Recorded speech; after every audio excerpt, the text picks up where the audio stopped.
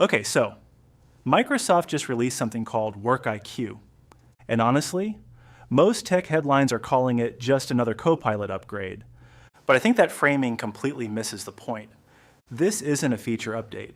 This is the first time Microsoft has turned the act of understanding your company, how it actually works, who really makes decisions, what your team's habits are, into a product they can charge for. So today let's dig into the fundamentals. What is WorkIQ? Why does it matter? And why do I think this might be one of Microsoft's most important moves in the last decade? Okay, so let's start with what actually happened. Microsoft recently launched a new tier of Microsoft 365 Copilot called E7 at $99 per user per month. That's a noticeable step up from the previous pricing, but the price isn't the story. What's bundled inside is WorkIQ doesn't just help you generate a document, it starts to understand how your company operates. It knows your email patterns, it remembers the reasoning behind decisions your team made last quarter, it knows who owns what. And alongside that, Microsoft also announced that Copilot now runs on Anthropic's Claude, not just OpenAI's GPT. So for the first time, Microsoft is running two of the world's top AI models inside the same product. Now put those two things together, WorkIQ and the multi-model move, and something much more interesting starts to emerge. Let's start with the moat.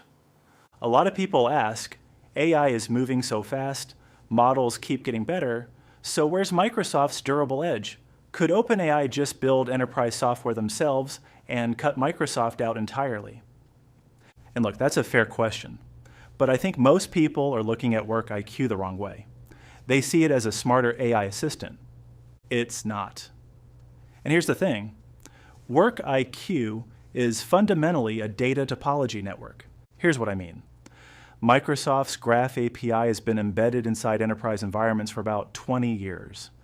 Every email, every calendar invite, every Teams message, every document in SharePoint, every approval workflow, it's all sitting inside Microsoft's ecosystem.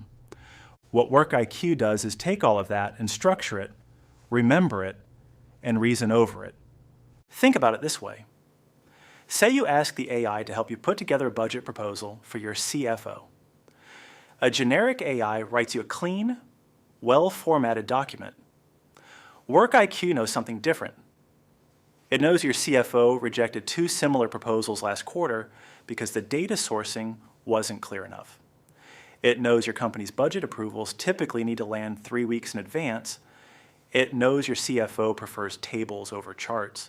No outside competitor can access that. It's not a model problem. It's a data accumulation and organizational context problem. And that's the moat. And here's what makes it really interesting. It gets deeper the longer you use it. The more embedded WorkIQ becomes, the more it knows, and the higher the cost of ever switching away.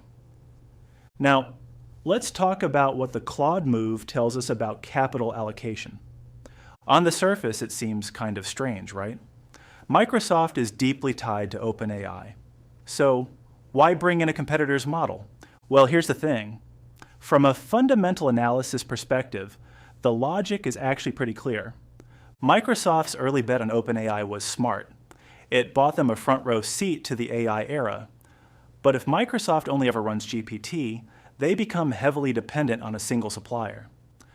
And look, the moment OpenAI wants to raise prices or decides to build enterprise software on its own, Microsoft's negotiating position gets a lot weaker. Bringing in Claude sends a clear message.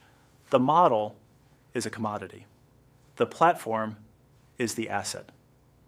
Think about it. Microsoft isn't buying AI from OpenAI anymore. It's running AI on top of its own infrastructure, with multiple suppliers competing for the spot. That's a completely different kind of leverage. And honestly, that's exactly the kind of capital allocation decision that matters when you're thinking about business quality over the long run. So, let's get into the earnings model. $99 a month. How do you make sense of that number? Here's the thing. Microsoft isn't benchmarking against other software subscriptions. The reference point is labor cost. Think about how business actually runs this calculation. A junior analyst might cost $3,000 to $5,000 a month. If Work IQ handles 70 to 80% of that role, pulling data, writing reports, coordinating emails, prepping meeting materials, then $99 isn't a software fee. It's an extremely cost-effective labor substitution. And once a company starts thinking in those terms, renewal becomes very sticky, because you're not renewing a software subscription. You're re-signing a digital employee who already knows how your company works. And honestly, from a fundamental earnings perspective, that's a really healthy place to be. Now, let's zoom out for a second and think about what this means for Microsoft's own business. Most people look at Work IQ and see a product launch. I look at it and see a pricing philosophy shift. For years, Microsoft sold productivity software. You pay a flat fee, you get the tools, what you do with them is your problem. Work IQ changes that contract fundamentally. Microsoft is no longer selling you a tool. They're selling you outcomes. And here's the thing about outcomes-based pricing. It has a completely different ceiling than tool-based pricing. Think about it this way. When you buy a hammer, the price is about the hammer. When you hire a contractor who builds you a house, the price is about the value of the house. Work IQ is Microsoft's attempt to move from selling hammers to being the contractor. And if that shift holds, if enterprise customers genuinely start thinking of Work IQ as a digital employee rather than a software subscription, then the conversation about what Microsoft is worth as a business looks very different. Not because the numbers change overnight, but because the underlying logic of how customers relate to the product has changed. And in my experience, that kind of shift in customer psychology is usually where the really interesting long-term value gets created, long before it shows up in any quarterly report. So, where does this go over the long run? Two things seem pretty clear to me. First, switching costs are going to compound. The longer Work IQ is embedded in a company, the more organizational knowledge it accumulates. And look, 3 years in, a company that's deeply integrated with Work IQ isn't just facing a software migration. They're facing the cost of rebuilding that entire layer of institutional memory from scratch. In enterprise software, that kind of lock-in is about as sticky as it gets. Second, the displacement curve is going to become very visible, very fast.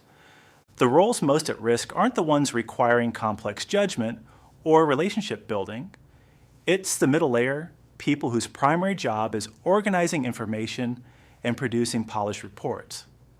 That whole function is now competing with a $99 monthly fee. And that's a tough position to be in.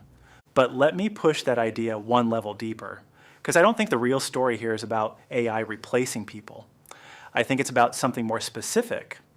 What's actually disappearing is information asymmetry. Think about what middle management has always been at its core. Yes, there's coordination. Yes, there's judgment. But a huge part of the value has always come from knowing things other people don't know.